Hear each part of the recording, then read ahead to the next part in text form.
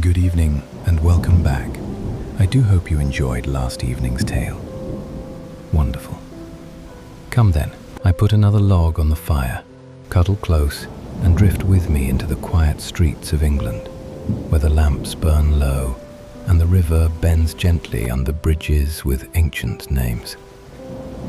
West London, a place of affluence and safety, where children hurry home from school and parents trust that tomorrow will arrive as peacefully as today. There you'll find Twickenham, the proud home of rugby. You'll find Heathrow, where planes rise like great iron birds against the clouds. You'll find riverside walks, bustling town centres, and endless suburbs where the hedges are trimmed and life seems good. But even here, in streets lined with shops and bus stops, shadows gathered. In the early years of the new millennium, those shadows grew long, because a predator walked quietly among them, a man whose name would come to embody fear. But our story tonight does not begin with him. It begins with her. It was the 21st of March, 2002, a Thursday. The early signs of spring had touched the air in the Surrey town of Walton-on-Thames. The hedgerows were budding, the daylight stretched just a little longer, and 13-year-old Amanda Dowler, known to her family and friends as Millie, left school with laughter on her lips.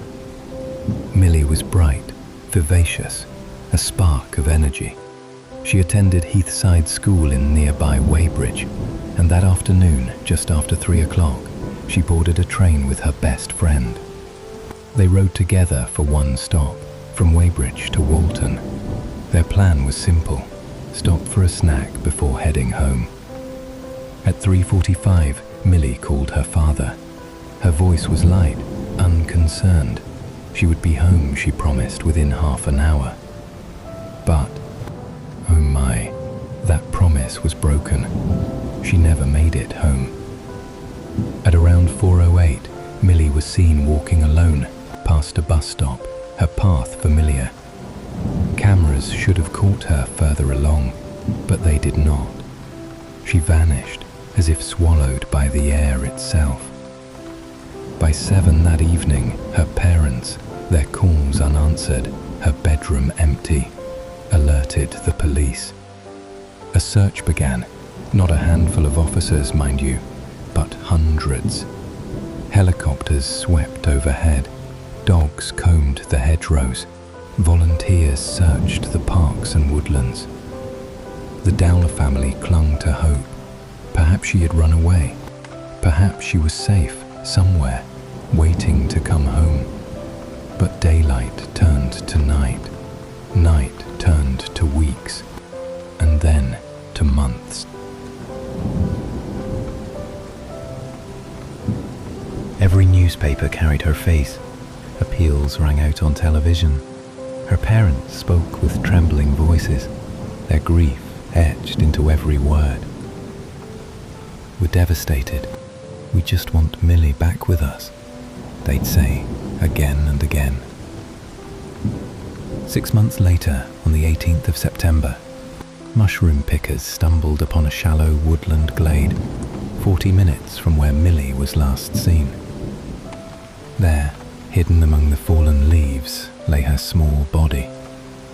Naked, decomposed, beyond the point of certainty for a cause of death. Her clothes, her possessions, all gone. It was confirmed, of course, that she'd been murdered.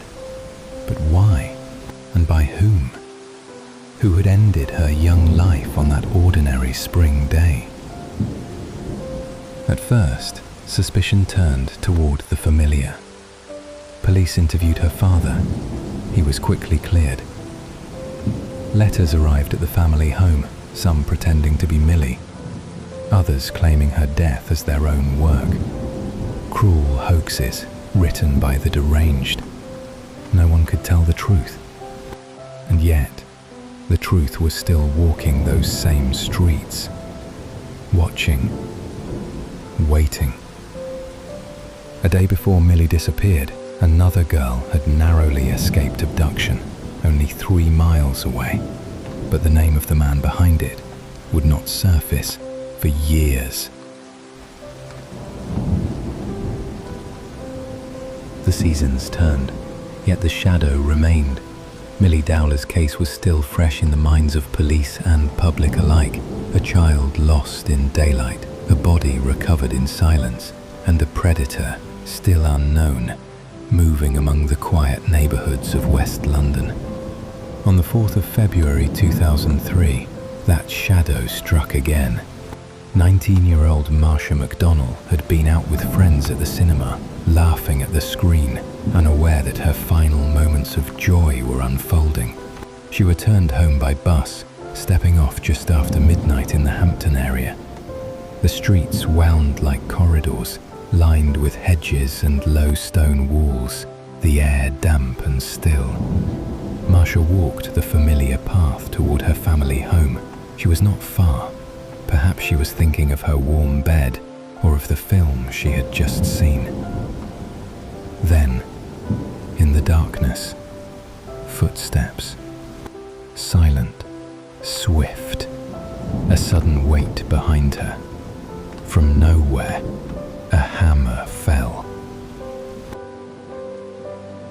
The attacker struck her again and again, the iron head connecting with her skull in a frenzy of violence.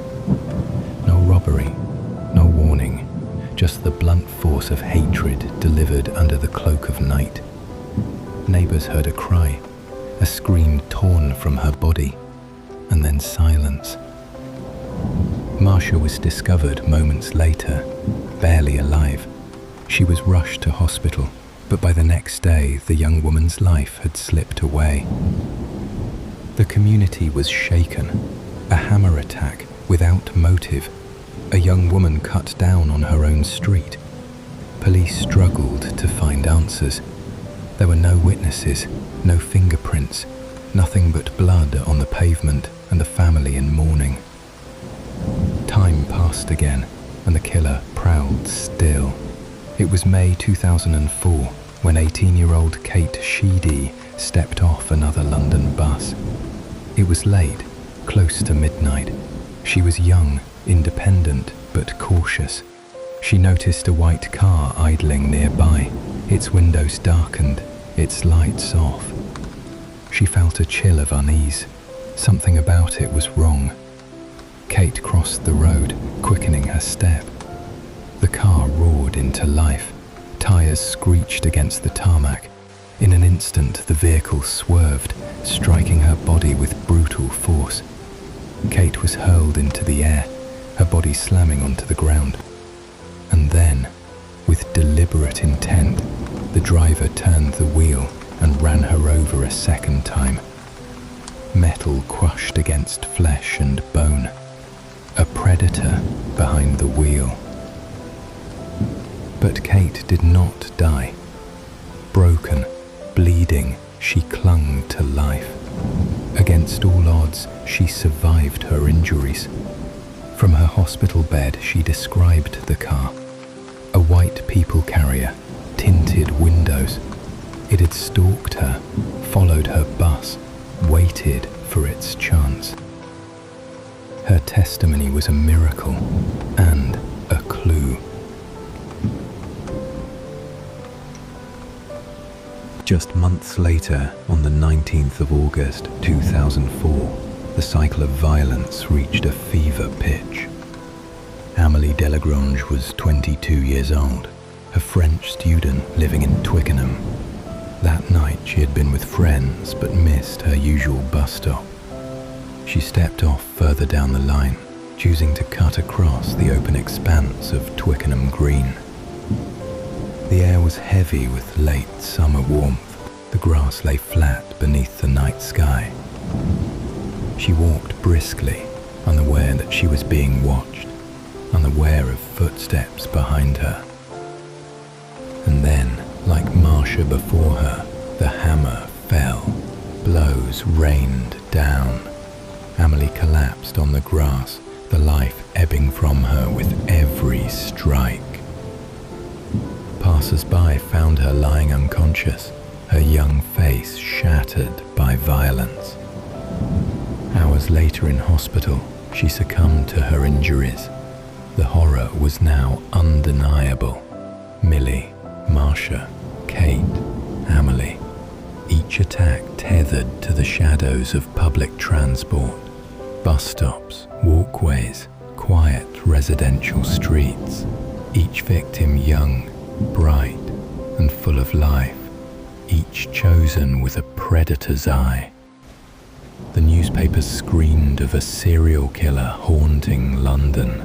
Police began to connect the threads, the hammer, the vehicles, the bus routes, and slowly one name emerged among the tips and whispers, a name that would soon become synonymous with fear.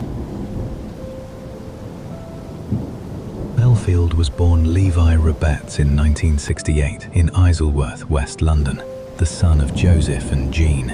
His roots stretched into Romany gypsy bloodlines, and from the beginning, he was raised in a world where pride and arrogance were stitched tightly into the family fabric. When Levi was only 8 years old, his father died suddenly of a heart attack at the age of 37. That left Jean, proud, domineering, fiercely protective, as the ruling force of the household. It was said that she doted on Levi, that her adoration for him created a troubling bond. She treated him not as a boy to be guided, but as a son who could do no wrong, and Levi learned quickly to believe it. He was special, superior, untouchable. An arrogance was planted in him that only grew larger as he aged. He had 2 brothers and a sister, and later step-siblings, all of them raised on a council estate in West London. Life there was not easy, but Levi grew into it with swagger, learning to bully, learning to take. At Crane Junior School, then Hampton and Feltham Comprehensive, he began carving out the identity he would cling to. The tough lad, the charmer, the one who could bend rules to his will. By 16, he was done with school. He slipped into the nightlife of West London, working as a doorman, muscling his way into jobs at nightclubs where strength and intimidation were valued currency. This was Levi's playground. It was here he honed his most dangerous skills, the ability to charm, to manipulate, to slip drugs into drinks, to lure intoxicated women away. Behind the velvet ropes of those clubs, Levi Bellfield was already perfecting the duality that would one day terrify a city. On the surface, he was your best mate, jokey, friendly, a lad who bought rounds and told dirty jokes.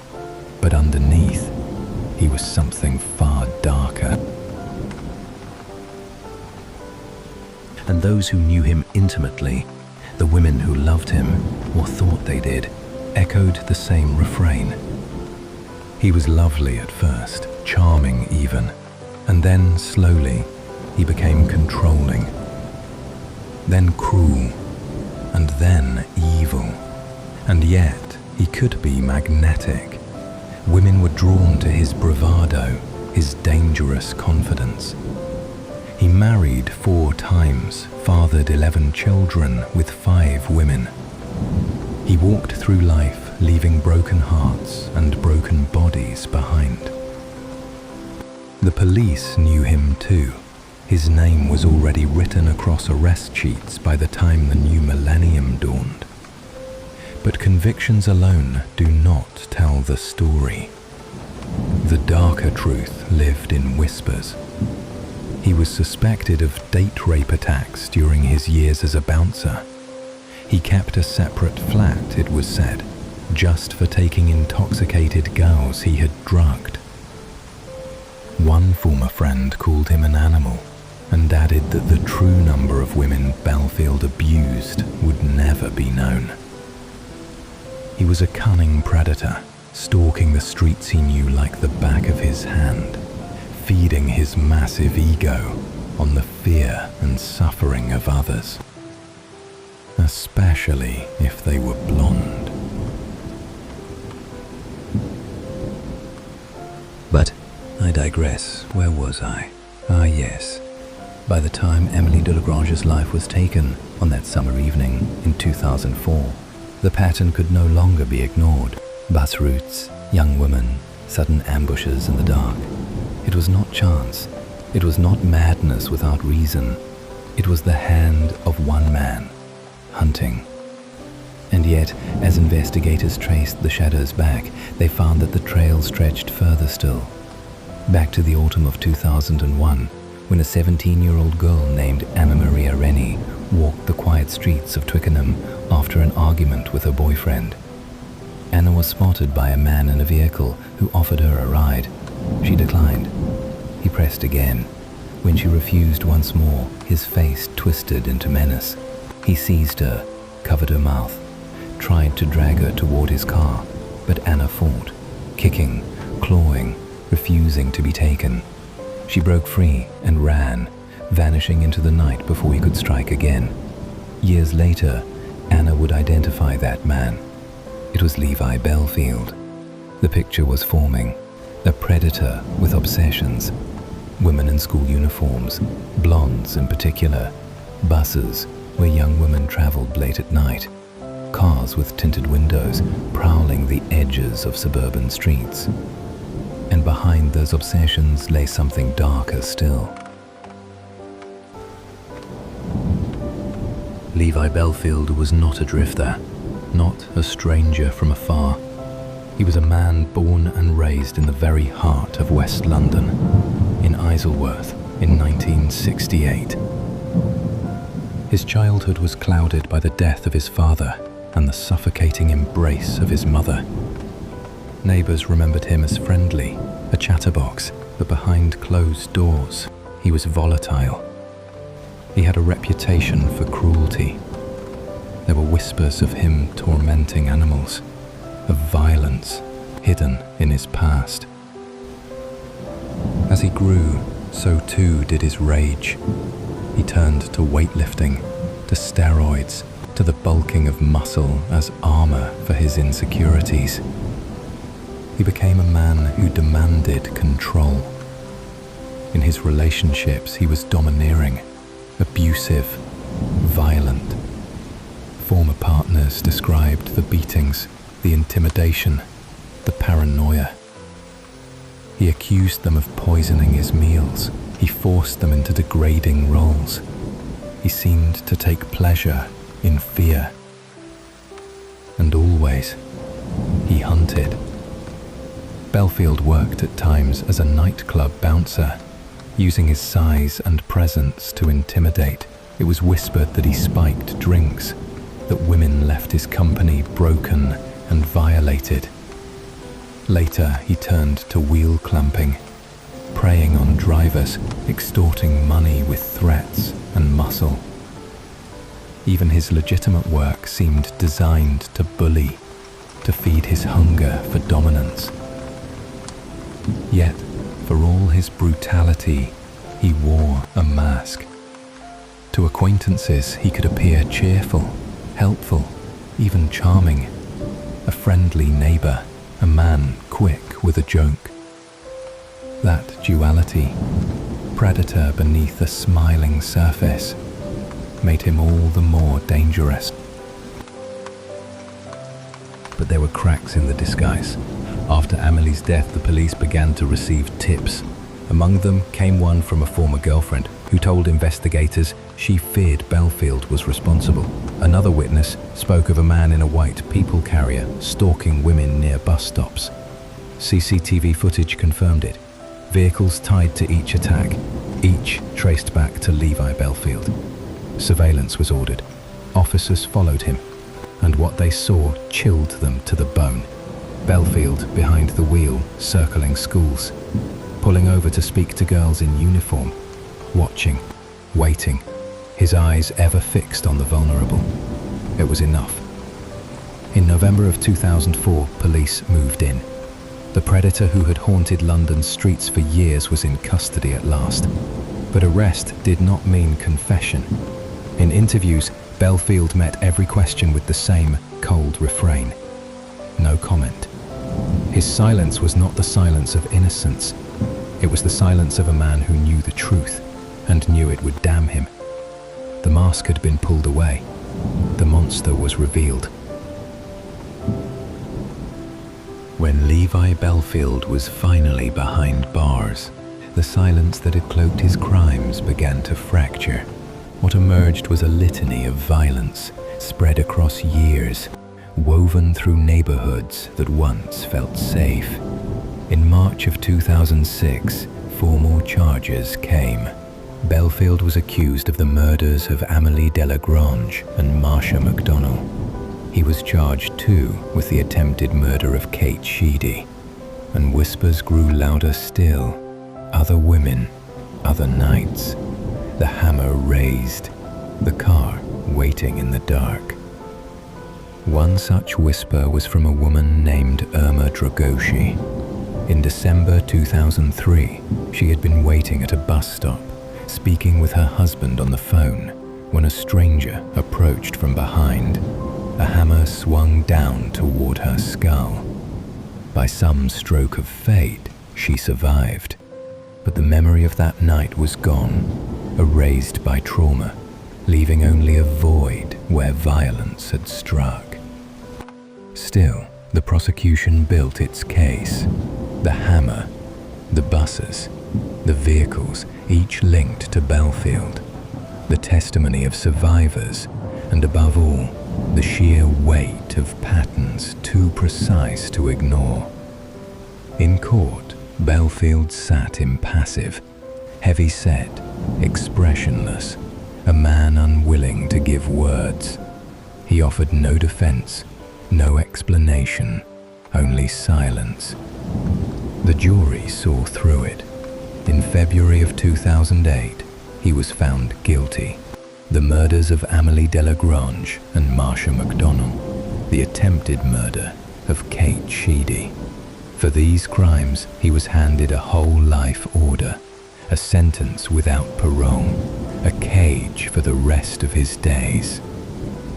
The families wept. Justice, in name, had been done, but justice cannot resurrect the lost. It cannot mend the absence left at the dinner table, the silence in bedrooms once filled with laughter. And yet, even as the verdict was read, the spectre of another name lingered in the air.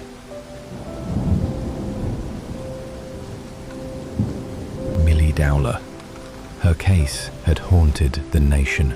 A child snatched in daylight, her body found months later in woodland. For years, no one had stood accused in a courtroom.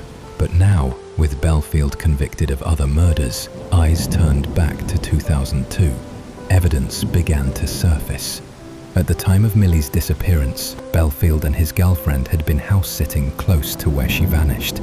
That day, he had driven her car. That night, he returned with takeaway food, smiling, calm. Hours later, he slipped away into the early morning, claiming he could not sleep. When his girlfriend came home, she found him changing bed linens, something he never did. He explained that the dog had fouled the sheets, but police suspected another reason. In 2010, Bellfield was formally charged with Millie Dowler's abduction and murder. And in 2011, the trial began. The courtroom once again filled with silence, broken only by grief. Prosecutors laid out the timeline, the opportunities, the chilling coincidences that aligned too closely. Millie, last seen walking toward her home. Bellfield, present in the area. His behavior, his lies, his obsessions. In June of 2011, the jury reached their decision. Guilty. Bellfield was convicted of Millie Dowler's murder and once again sentenced to life behind bars. The Dowler family endured a trial that laid bare not only the horror of their daughter's death, but also the cruelty of a man who denied, deflected, and refused remorse. Their strength was etched into every tear, every word spoken on Millie's behalf. Levi Bellfield was now one of Britain's notorious killers, a predator who had stalked the streets of London, preying upon the innocent, leaving only grief in his wake. And yet, even as the cell door closed, questions remained. How many others? How many shadows had passed unnoticed beneath the streetlights? How many of the unclaimed dead belonged to him?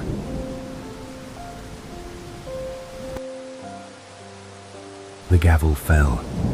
The verdicts were read. Levi Bellfield would never again walk free. A whole life order meant precisely what it said. He would spend every remaining day within the walls of a prison cell. The streets of West London, at last, were safe from his stalking presence. And yet safety feels fragile when the memory of terror runs so deep. For those who lost daughters, Marsha's family, Amelie's family, the Dowlers, the sentence was no balm. It was a pronouncement, yes, but not a resurrection. Their children were still gone, their futures stolen. Their photographs would never age. Their laughter would never again echo in the rooms they once filled. Kate Sheedy, who survived the wheels of his car, carried the scars forward. Proof that chance can spare a life, even as it condemns another. And behind each named victim lingered countless unnamed ones.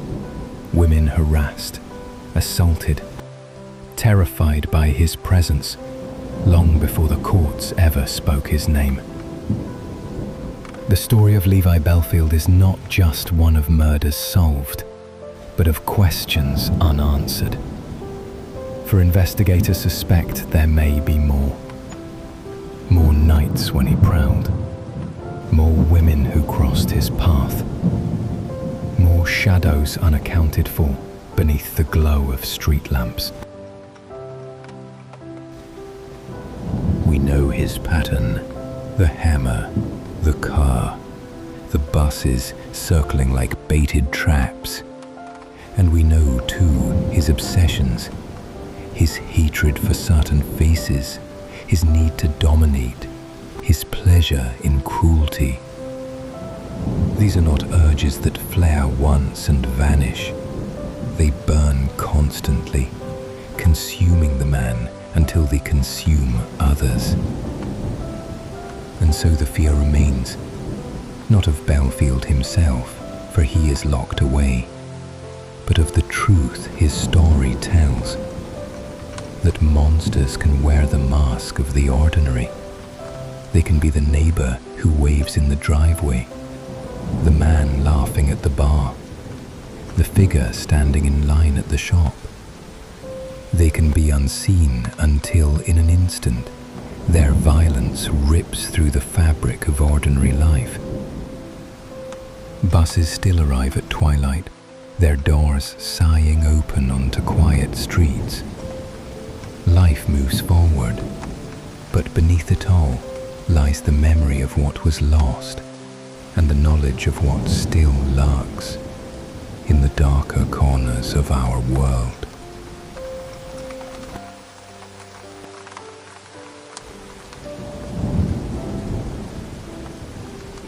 Thanks for listening.